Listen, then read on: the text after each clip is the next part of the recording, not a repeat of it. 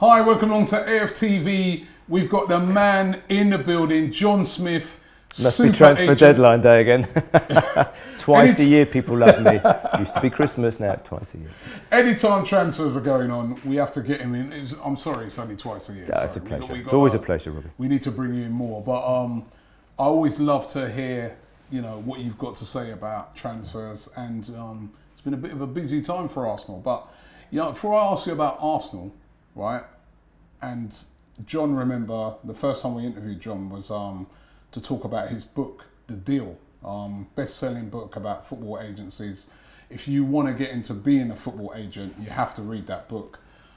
But Jon, I see now that you're starting this agency where football fans can become an agent. And I'm so fascinated by this. What is this? What is this all about? I just think it's a great story. That I was on my book tour, promoting the book last year, and a group of fans came up to me at one of the universities and said, we think we can be football agents because we know a lot about football. We watch it day in, day out. We see young players at the parks, at the lower teams, at the professional teams, and we just think we know enough. And they started talking tactics to me, and they were like really astute. And I thought, what a great idea. Anyway, I said, look, if I can help, here's my number, give me a call. About a month later, I get a phone call. Look, we've started it, we've gone on to Crowdcube, we're raising funds, would you help us? And anyway, long story short, I became chair of the Fans Agency. So I am helping them, and they're starting their own football agency, and we're putting a little team of football agents around them to support them. They're going to go out and scout the talent. I mean, in the past, fans have been owners of shares in football clubs, and now they're going to have a share in footballers.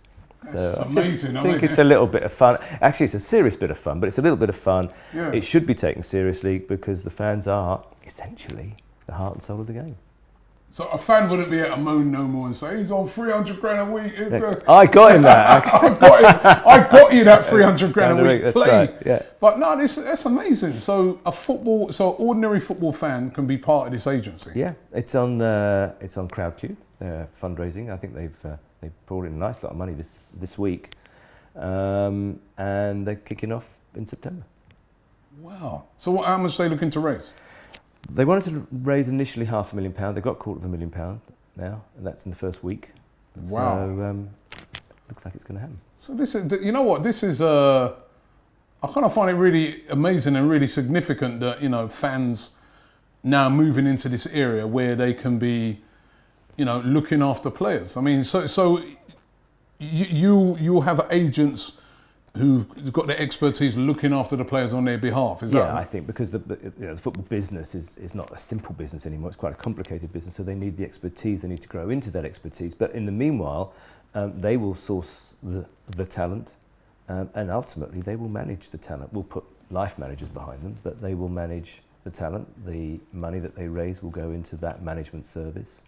And I guess as the talent progresses through the ranks, we'll help them do the deals until the deals become the big deals. And then one day maybe a football fan will stand there next to his player and say, I saw him, I worked with him, I managed him, I took him to this club, I took him to that club, and now the guy's on 200 grand a week, and we did that. We, the supporters, did that. I just think it'd be a lovely story.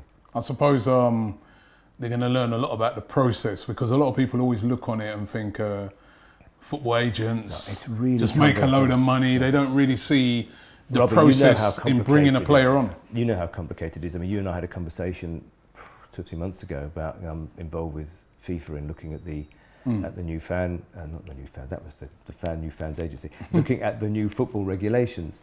And those regulations are going to change. I mean, sizably. I mean, the window has changed this year.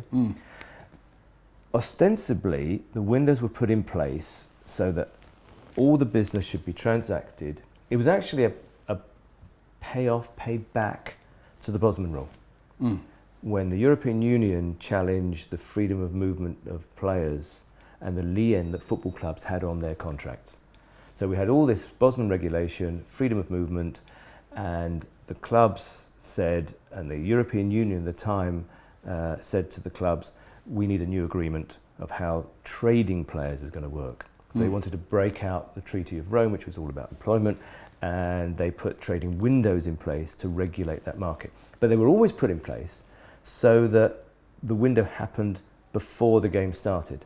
Then the season started moving, a World Cup came and they got a bit later, or in some cases got a bit earlier because it was an early World Cup. And then the Italian league changed and the Spanish league changed, and suddenly everyone's buying players while they're playing. That wasn't the intention. So this year, it was proposed in the new FIFA regulations that the windows would uniform. And that actually is happening, but from August 2019. And our football authorities probably shot themselves in the foot by saying, okay, we're going to do it anyway. So now we're in a position where we close on the 9th, and tomorrow in fact, and Europe's still open.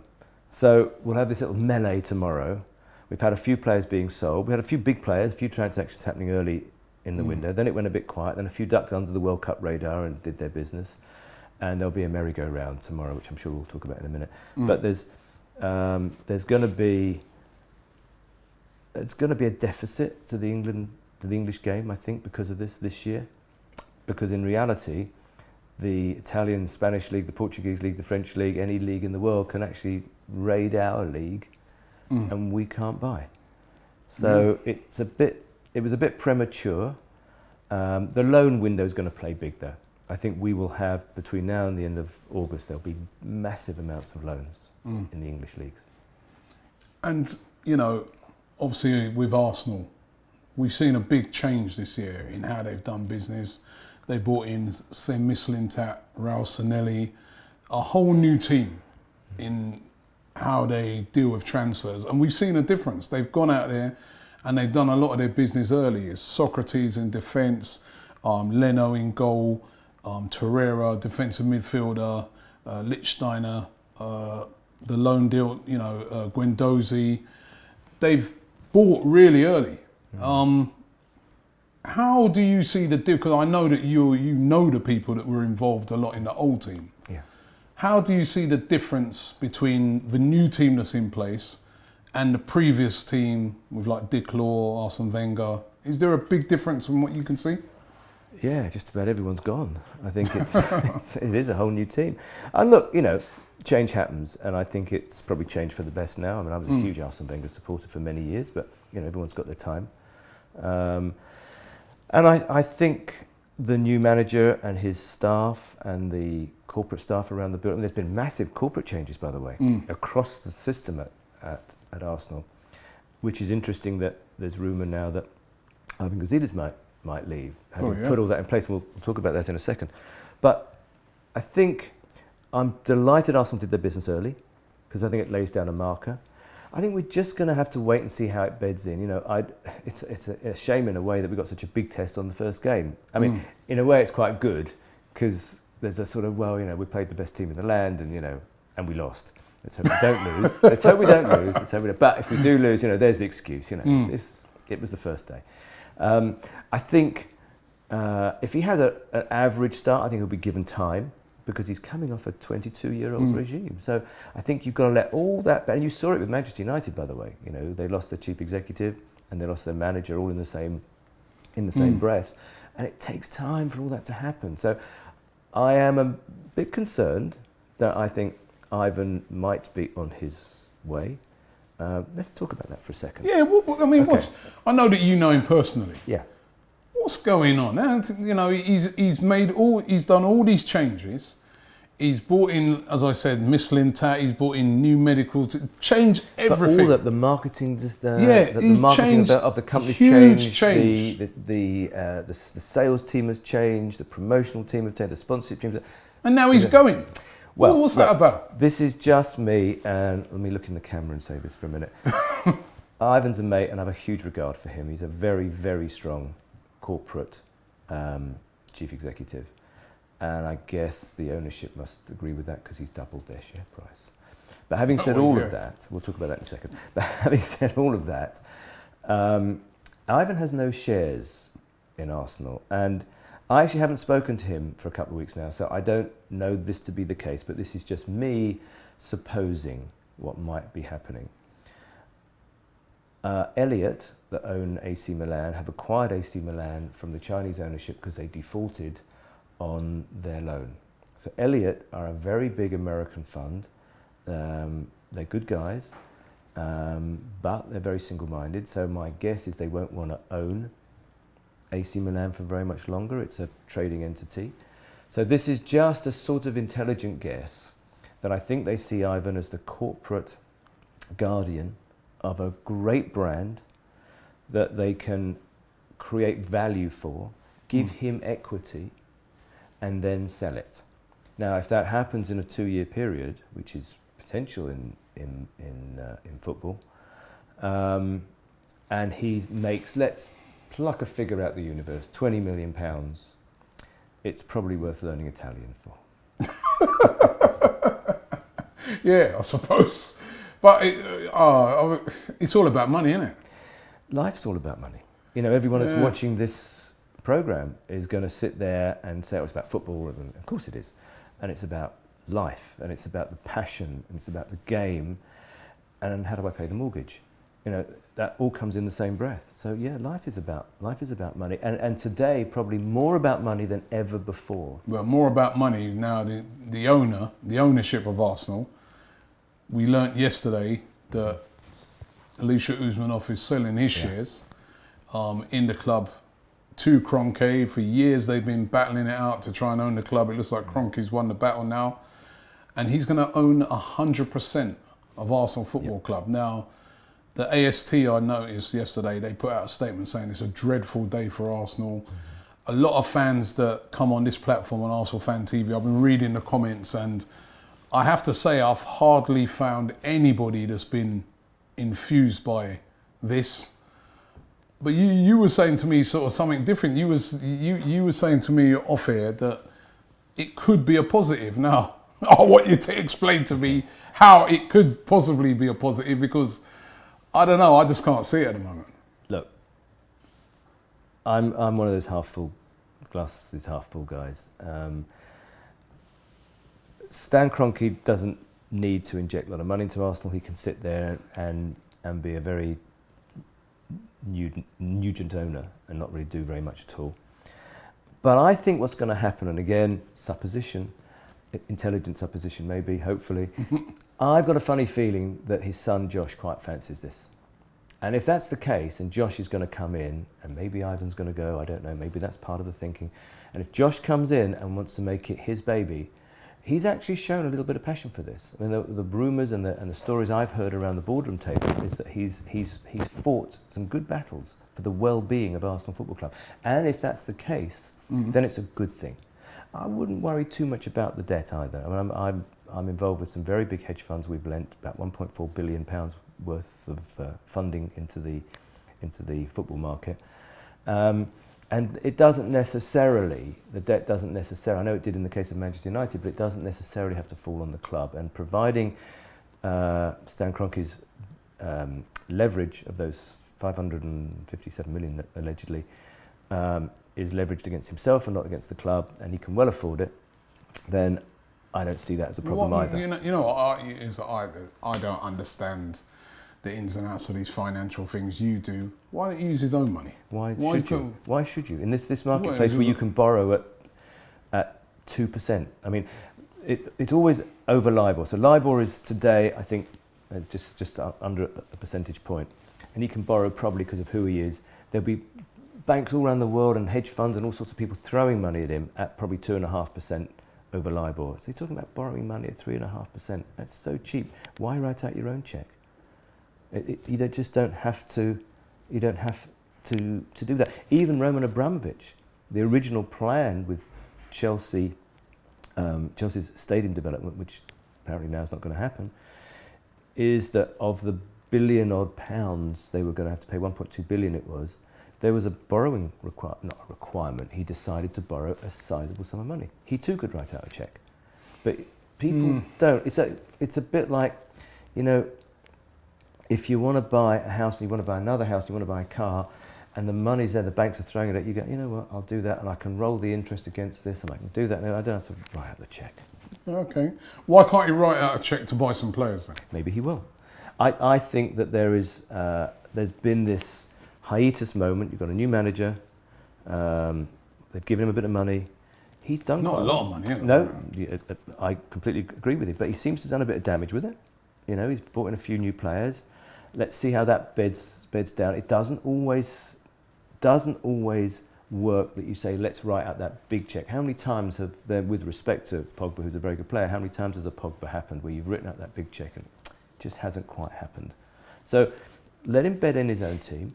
Let him see how it works. There's another window coming in January. If Josh is the guy who's going to run it, if he's in place, if he's got his heart and soul in it, if he wants to really drive this club forward, then next window and January will be the time to start making those changes. So I was going to say if I were you, I am you. I'm an Arsenal fan. So I want to start the season with a smile on my face.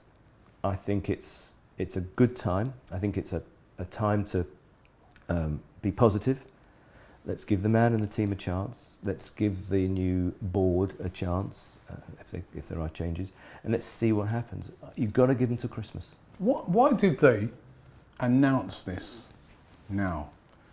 That was the other thing. I was doing my transfer show this morning. I was like, I can't get my head, unless maybe it's something to do with the financial markets. I don't know. I'm not a financial expert. But why announce this takeover thing now? Why not let the transfer window close, then announce it? Because what it's done, excuse me, it's got a lot of fans now, like, who were really infused. All of a sudden they're on a downer now. They're like, Arsenal's PR has never been that great, to be honest. I mean, I don't want to say that too loud because I know the PR guys there and they're good guys, but it's very difficult sometimes to get that timing right. I think had the season kicked off and we'd lost the first couple of games, and let's look into the fiction, this ain't easy, the first 2 or 3 games, you know, and then you make the announcement, it just... you've then got you've got a mini rebellion before September, you know. So I think, you know, it's one of those. I mean, interest rates went up here last week. I don't know where he's leveraging his money from, if it's out of the US or the UK. US interest rates went up recently as well. It may just be timing of that.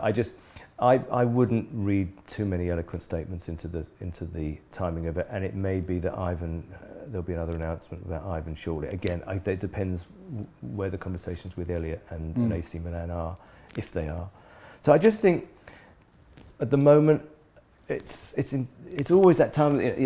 You're a week before the season starts, a few days before the season starts now, and you want to just be up, you want to be feeling it, and there's all these, well, what about that, what about that? You know what, park those for the moment. Let's enjoy the weekend, let's enjoy the next 2 or 3 weeks, hopefully. Let's see how this team plays together, let's see how it works.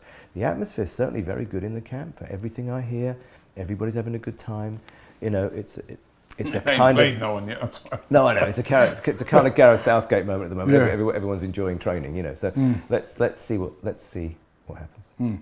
Now, listen. Tell us again about this agency there before we end, because as I said, I'm fascinated by it. I'm sure there's people out going to be watching this who might want to get involved in this, and we're going to put links in the description if you want to get involved in this agency. Would you like to be a football agent?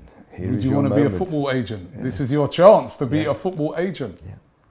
Tell us about it again. You can't be critical of us then after that. It's all a ploy, isn't it? You've done this so that everyone goes, fans can never have a go at me again. I can't slag him off because I am he. I am an agent now. We should make a badge, isn't it? I am one of them. No, as I just think it was a bit of a kind of eureka moment in a way. The fans and so many of the fans know about the game. I mean, you engage with them, Robbie. You know, you're one of the procreators of the intelligent fan syndrome. You know, people love talking to you because you ask intelligent questions. You know the game. You know the club that you work with. You know the systems. You know the tactics, and you encourage fans to have those discussions rather than just slag or smile or do whatever. And you know. It comes from here, it is emotional, but it is a big business. And I think the fans that I met had their feet on the floor and their heads weren't in the clouds. They just had football knowledge, but you need more than football knowledge. You need to have that football business knowledge as well. And in fact, one of the other things that I'm doing, I'm helping to start a football course. I know there's one at Wembley. I'm starting one. I was on the Board of Governors at the University of East London. We're starting a football course, but this football course is going to teach people how to negotiate television rights, how to negotiate players' contracts, how to negotiate stadium naming rights, all the things that you need to be in the football business. And the football business is burgeoning worldwide. And the value of, I mean, look at just the value of Arsenal now, 1.8 billion. Yeah, I know, wow. You know, suddenly that market is growing. You want to buy an MLS franchise? By the way, the MLS didn't exist, 20 years ago. You want to buy an MLS franchise now in what you would argue was not a leading soccer football world country. It is, but it's not, it's not an Italy, it's not Spain, it's not France, it's not Germany. They're $100 million and some. You can't get those franchises for less than that. So the global football business is huge, and I love the fact that the only bit of the turf that fans haven't trodden on is the agency world, and now they can. It's amazing. It's amazing. Just before you go, Jon, tell us again the book, The Deal. I know you can still get it. It's still out there. Yeah, we're doing well. We're in about 26 countries, and actually we're in a conversation with a couple of big production companies in LA about turning it into a docudrama. Actually, you know what I really want to do? I'm actually saying to them, can we not do it on a based on series? So we take the stories and then we really blow them out of proportion. And I can talk about some of the stories that I really couldn't put in the book, but actually make it sort of quasi-fantasy. Who would play you? Who would you want to play you? Tom Cruise. I had a feeling he might say that. Listen, thanks very much for coming in, Jon. Pleasure, thank you. The links are in the description. If you want to become a football agent, you can now. So the links are in the description. Thanks very much to Jon for dropping it. We will invite him back when it's not working with you. Yes, and we will invite him back when it's not a transfer deadline day or transfers. Yeah. Yeah, that's a promise. I want to come back on the day Arsenal win their next trophy. You're welcome. You're welcome.